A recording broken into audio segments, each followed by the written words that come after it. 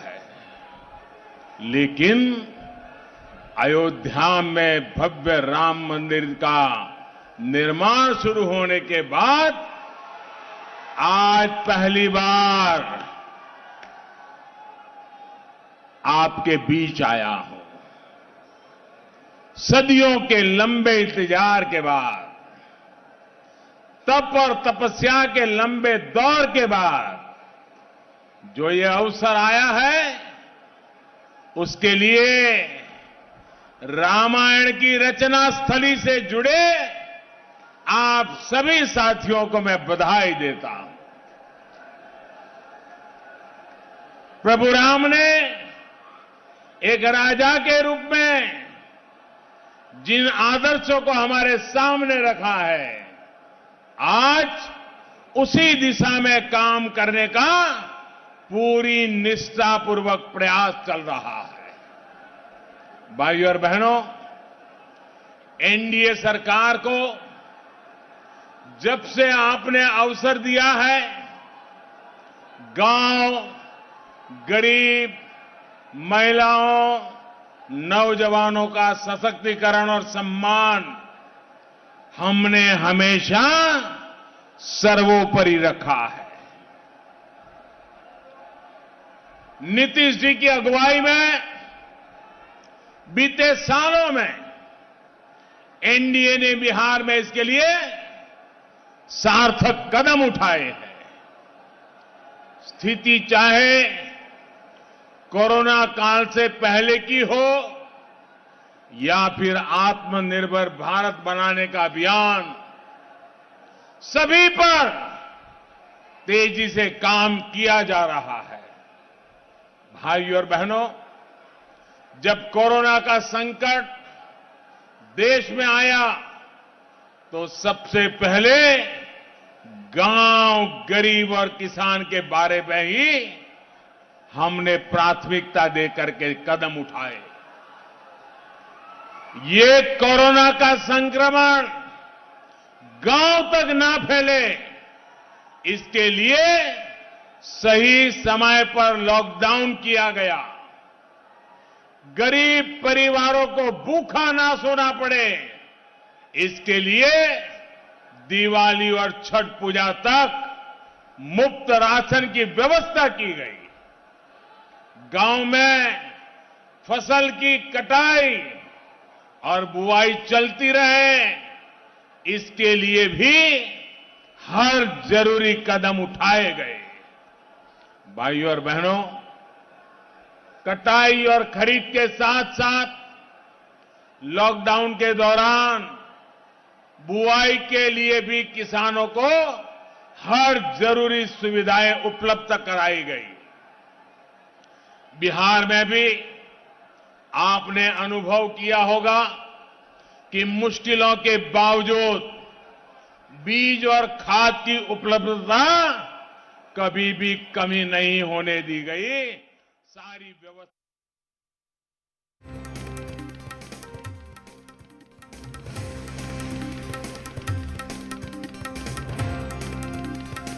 उनके राशन से लेकर के रोजगार के लिए इस दौरान गरीब कल्याण रोजगार अभियान चलाया गया है। इसके तहत एक गांव में ही श्रमिक साथियों को रोजगार तो उपलब्ध कराया ही जा रहा है, जिनके पास राशन कार्ड नहीं है उनके लिए भी मुफ्त राशन की व्यवस्था की गई। अब पूरे देश के लिए एक ही राशन कार्ड बनाया जा रहा है, ताकि देश भर में कहीं भी हमारे श्रमिक साथी अपने हिस्से का राशन ले पाएं। साथियों, श्रमिक साथी जब गांव से शहरों की ओर जाते हैं तो गांव में अपने घर को लेकर उनके मन में आशंका रहती है, चिंता रहती है। पता नहीं वापिस जाएंगे तब घर हमारे पास होगा कि नहीं होगा। अब देश के अन्य राज्यों में एक बहुत बड़ी योजना शुरू की गई है, जिस योजना का नाम है स्वामित्व योजना।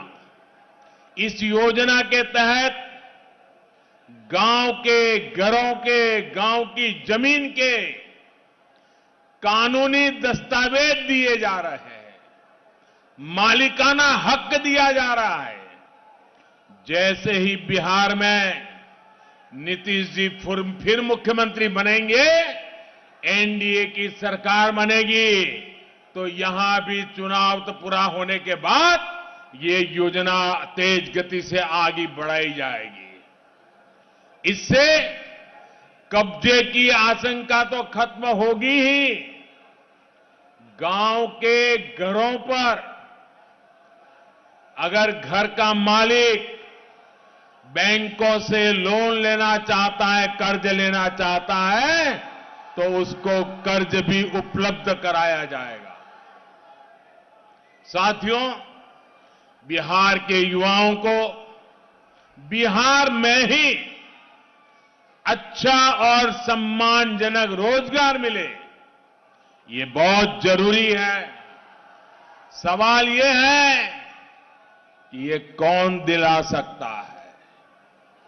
वो लोग जिन्होंने बिहार को अंधेरे और अपराध की पहचान दी, वो लोग जिनके लिए रोजगार देना करोड़ों की कमाई का माध्यम है, या फिर नीतीश जी के नेतृत्व में एनडीए, जिसने बिहार को बीमारू राज्य की श्रेणी से बाहर निकालने का अद्भुत काम किया है।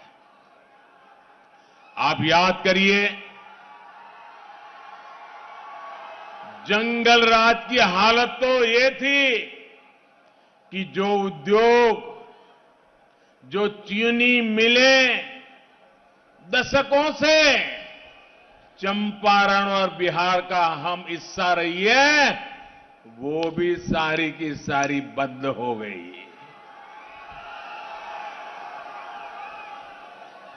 अब तो इस चुनाव में जंगल राज वालों के साथ नक्सलवाद के समर्थक, देश के टुकड़े टुकड़े करने की चाहत रखने वालों के समर्थक, वे भी बढ़ चढ़ करके बारात में जुड़ गए हैं।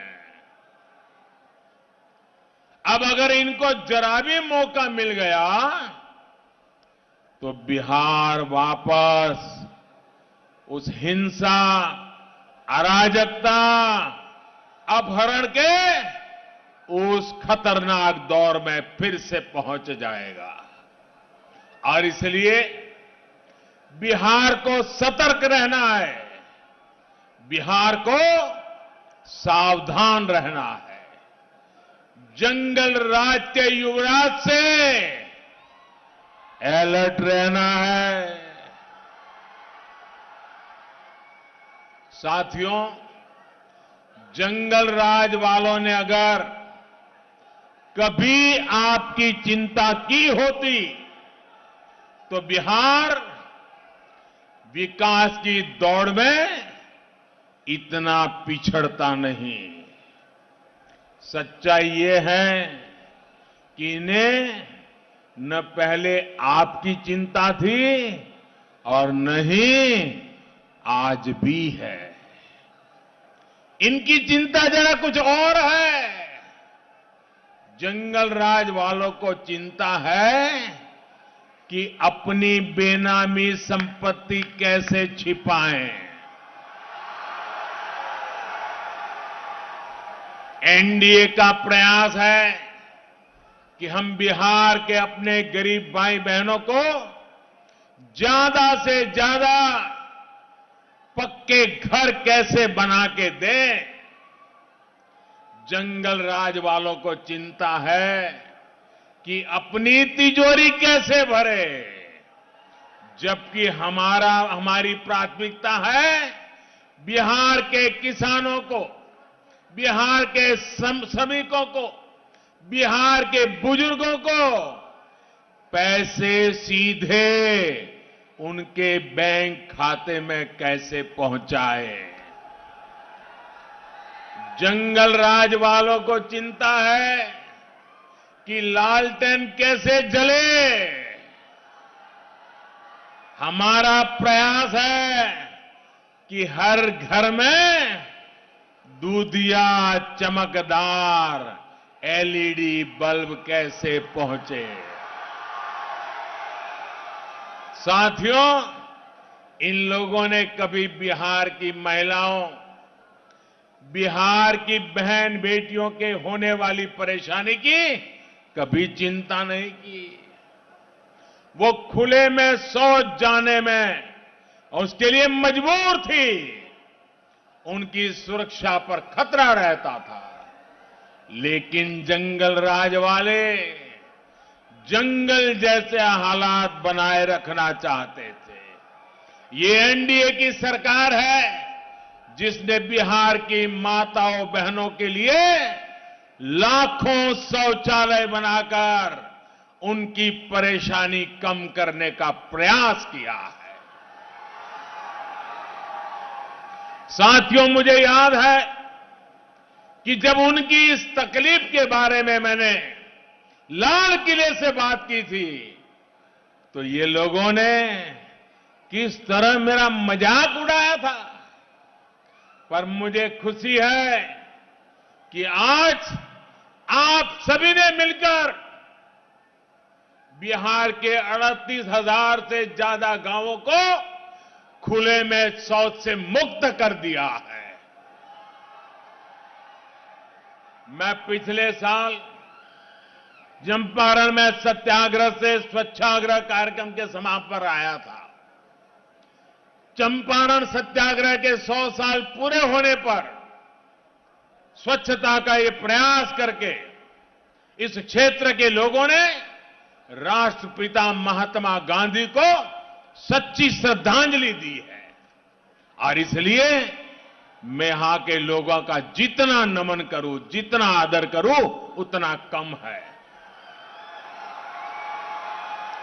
भाइयों और बहनों, आज बिहार प्रगति के जिस पथ पर है, वो बिहार का भविष्य और मजबूत करेगा, उसे और गौरवशाली भी बनाएगा, वैभवशाली भी बनाएगा। एनडीए के हम सभी साथी मिलकर इसी सोच को साकार करने में लगे हैं। जंगल राज का अंधेरा बिहार पीछे छोड़ चुका है। अब नई रोशनी में डबल इंजन की ताकत के साथ विकास का लाभ हमें बिहार के हर व्यक्ति तक पहुंचाना है। यही वजह है कि मां गंगा पर कहीं सबसे बड़े पुल बन रहे हैं, तो कहीं पर नए एयरपोर्ट, नए हाईवे बन रहे हैं। जिस बिहार ने चाणक्य के अर्थशास्त्र को प्रेरणा दी, आज वही बिहार गैस आधारित अर्थनीति की दिशा देश को दिखा रहा है। एनडीए के सभी साथी आत्मनिर्भर बिहार के संकल्प के साथ हर कदम पर बिहार के लोगों के साथ खड़े हैं। साथियों, आत्मनिर्भर बिहार यहां के हर युवा की आकांक्षाओं को पूरा करने का एक पक्का रोड मैप है। आत्मनिर्भर बिहार यहां के गांव के सामर्थ्य को पहचान दिलाने का मार्ग है।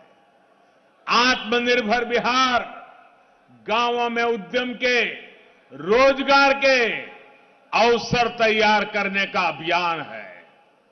आत्मनिर्भर बिहार बिहार के गौरव, बिहार के वैभव को फिर से लौटाने का मिशन है।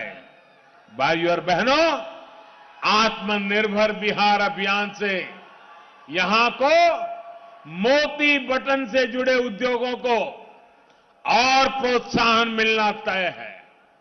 देश के हर जिले में जो इस प्रकार के उत्पाद है, उनके लिए उद्योगों के क्लस्टर की योजना पर काम चल रहा है। खेती हो, पशुपालन हो, मछली पालन हो, इससे जुड़े उद्योग और उद्यम आत्मनिर्भर चंपारण, आत्मनिर्भर बिहार का अहम हिस्सा है। पूर्वी चंपारण में ही कृषि अनुसंधान केंद्र बन चुका है। यहां डेयरी प्लांट भी लग चुका है, जिससे पशुपालकों को लाभ होता है।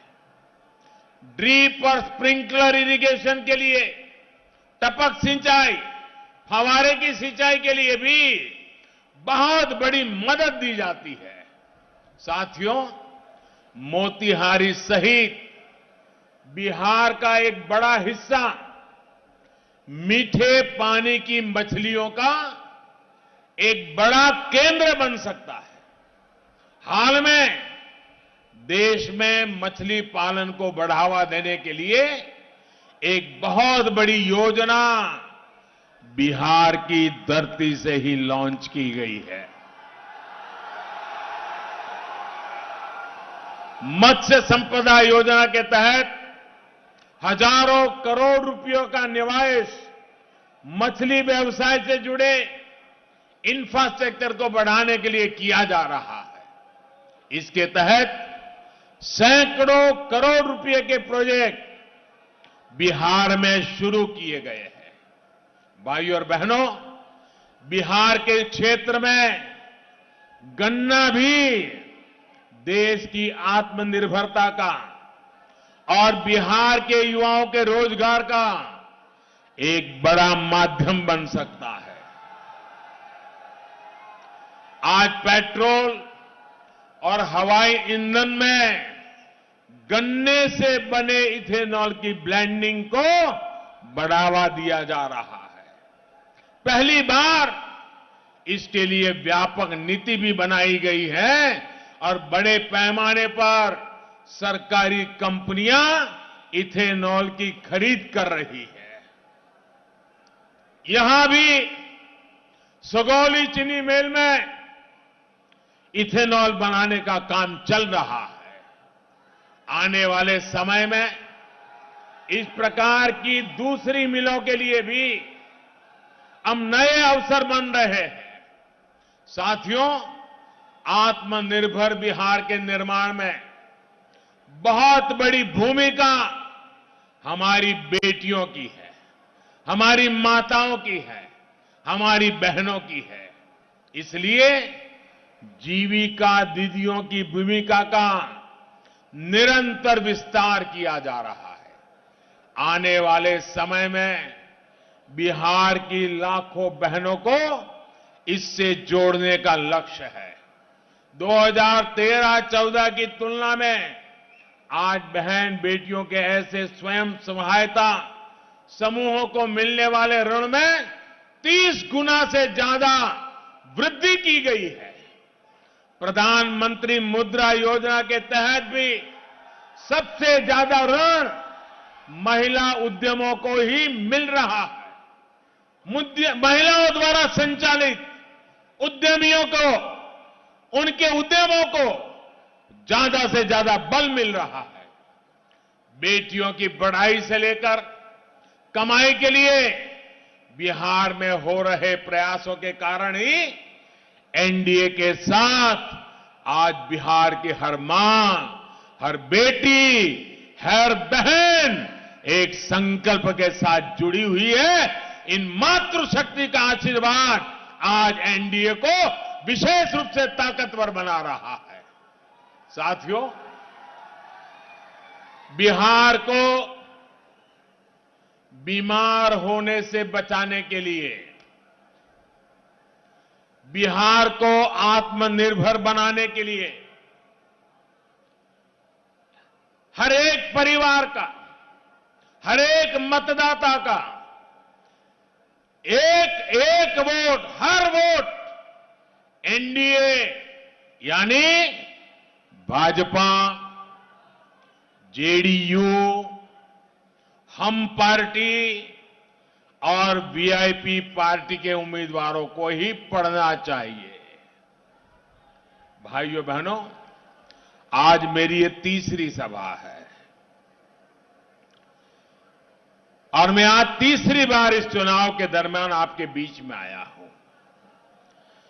आप जिस प्रकार से हमें आशीर्वाद दे रहे हैं, जिस प्रकार से जहां मेरी नजर पहुंचे, मुझे लोग ही लोग नजर आ रहे हैं।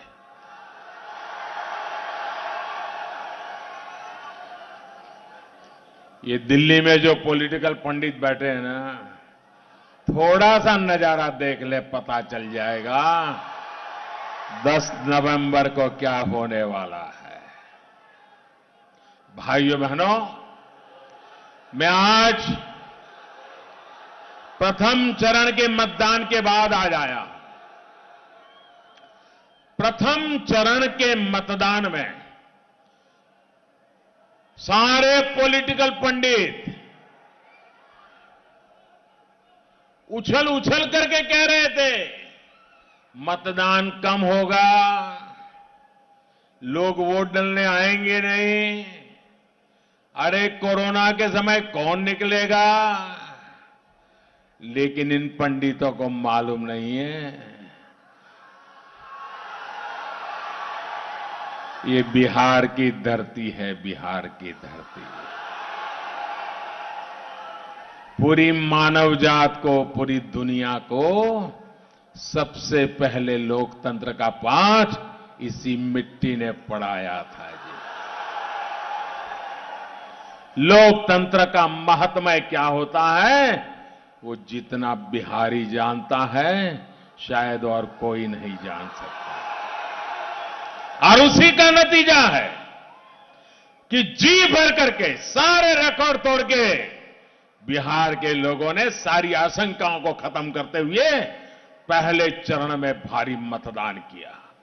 मैं सबको आदरपूर्वक नमन करता हूं।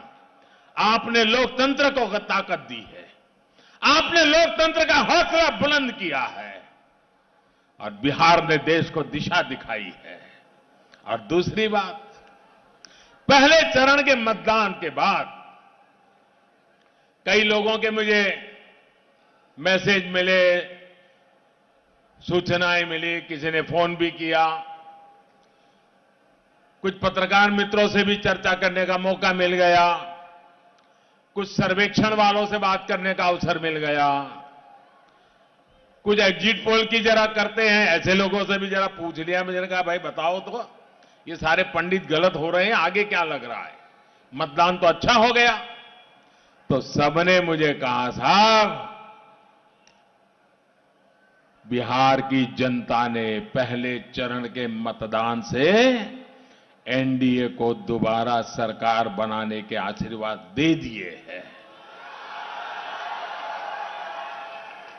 भाइयों बहनों, पहले चरण का ये उत्साह अगले चरण में उत्साह को बढ़ाने वाला बनना चाहिए। अब तो भाई मोदी जी का काम हो गया, चलो सो जाओ, नहीं, अब जरा और ज्यादा जोर लगाना है, एक एक पोलिंग बूथ में जोर लगाना है, माताओं बहनों की शक्ति को जोड़ना है और अभूतपूर्व विजय के साथ बिहार को नई ऊंचाइयों पर ले जाने का संकल्प लेकर के चलना है। भाइयों बहनों, हम लोगों का जीवन का एक बहुत बड़ा अच्छा अनुभव है। हम में से हर किसी को अनुभव है, हम में से हर किसी ने कभी न कभी उसमें से कुछ सीखा है। जरा मेरी बात को शांति से, गौर से सुनिए और फिर घर जाके जरूर सोचिए। जीवन में कभी कभार ऐसा हो जाता है कि जब सामने कोई खाने की चीज आ जाए, पहले कभी खाई न हो दिखने में बहुत बढ़िया लगती हो, जरा पैकेजिंग भी बहुत बढ़िया किया हो, जरा नाम भी बहुत बढ़िया रख दिया हो, दिखने में भी बहुत बढ़िया लगती हो, और फिर मुंह में पानी छूट जाए और उसको खाएं। लेकिन अगर कुछ कारण से कुछ ही घंटों में पेट में गड़बड़ शुरू हो जाए, दस्त लग जाए, बीपी ऊपर नीचे शुरू हो जाए, वॉमिटिंग शुरू हो जाए, घर के लोगों का पसीना छूट जाए, डॉक्टर इधर उधर से दौड़े भागे, अस्पताल सब करें, और बड़ी मुश्किल से कोई अच्छा डॉक्टर मिल जाए और बच जाए। लेकिन जीवन में कभी भी फिर से वो चीज सामने आ जाए, कितने ही नए रंग रूप के साथ आ जाएं, जिसको खाने से कभी एक बार इतनी मुसीबत झेलनी पड़ी, वो दोबारा उसको खाएगा क्या? कभी भी खाएगा क्या? 10 साल के बाद आए तो खाएगा क्या? 15 साल के बाद भी आएगा तो खाएगा क्या? 40 साल के बाद भी आए तो खाएगा क्या? एक पीढ़ी दूसरी पीढ़ी की आइटम आ जाए तो भी कोई खाएगा क्या? पहले बड़ा फल हो फिर छोटा फल हो, खाएगा क्या? कोई नहीं खाएगा, क्योंकि उसको याद आएगा कि पहले जब खाया था तो मैं तो बड़ी मुश्किल से बचा था, दोबारा अगर चखने की भी कोशिश करूंगा तो मेरा बीमार होना तय है। कोई नहीं खाता है, कोई नहीं खाता है। भाइयों बहनों, क्या बिहार को फिर से बीमार होने देना है? बिहार को फिर से बीमार होने देना है? 15 साल पहले जिस कारणों से बिहार बर्बाद हुआ, बीमार हुआ, क्या दोबारा वो गलती हम कर सकते हैं क्या? नहीं करेंगे ना? पक्का नहीं करेंगे ना? वादा करते हैं? शाबाश, मेरे साथ बोलिए, भारत माता की, भारत माता की, भारत माता की। बहुत बहुत धन्यवाद।